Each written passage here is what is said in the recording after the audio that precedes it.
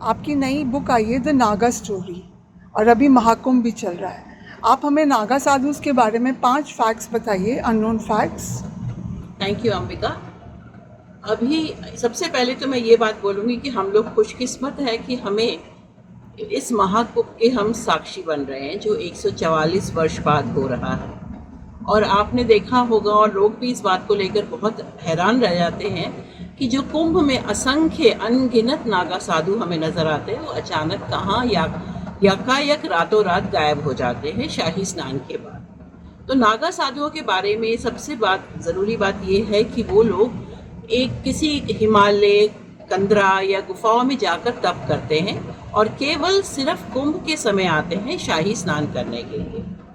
उनके 13 अखाड़े हैं जिसमें से जूना अखाड़ा सबसे बड़ा है और वही सबसे ज़्यादा नागा साधुओं का प्रशिक्षण देता है, नागा साधु बनाता है।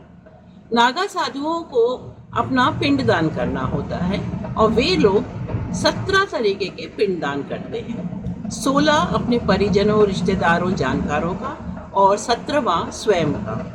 पिंडदान करने का मतलब होता है कि अब आपका उस जन्म का, जिस जन्म में आपने जन्म लिया है, वो अब सब खत्म हो गया। आपका नाम, गोत्र, जनेऊ सब अब पुराने हो गए। अब आप नागा साधु के जीवन में प्रवेश कर गए हैं। वो लोग भस्म लगाते हैं क्योंकि उनका मानना है कि वो एक आत्मा रूप है। पिंडदान करने के बाद शरीर तो नहीं बचा, तो वो आत्मा रूप है तो वो भस्म लगाते हैं, जिसको बनाने की भी बहुत बड़ी प्रक्रिया होती है। नागा साधु के अलावा नागा साध्वियाँ भी होती हैं, जिनकी भी नागा साध्वी बनने की प्रक्रिया बहुत जटिल होती है।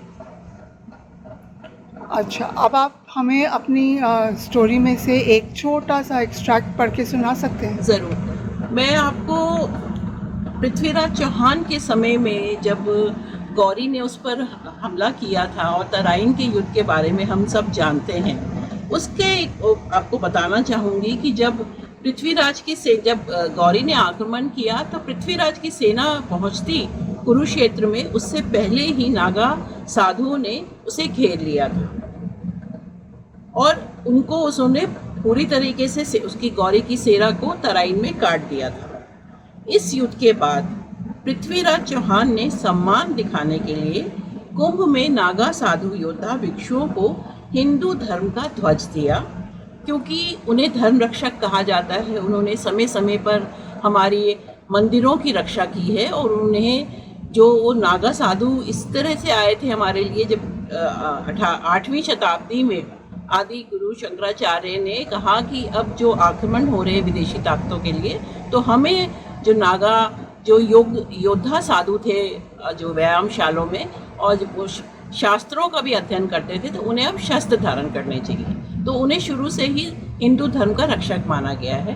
तो यही देखते हुए उन्होंने, पृथ्वीराज चौहान ने उन्हें हिंदू धर्म का ध्वज दिया, क्योंकि उन्हें पता था कि उनका शासन जल्द समाप्त हो जाएगा और उनसे बेहतर इस ध्वज की रक्षा कोई नहीं कर सकता। यही नहीं, जो इस युद्ध के बाद जो कुंभ हुआ उसमें नागा योद्धाओं को सम्मान देने के लिए पृथ्वीराज चौहान ने कुंभ में सबसे पहले स्नान करने का अधिकार उन्हें दिया था और तब से ही परंपरा चली आ रही है कि कुंभ का पहला स्नान नागा साधु करेंगे।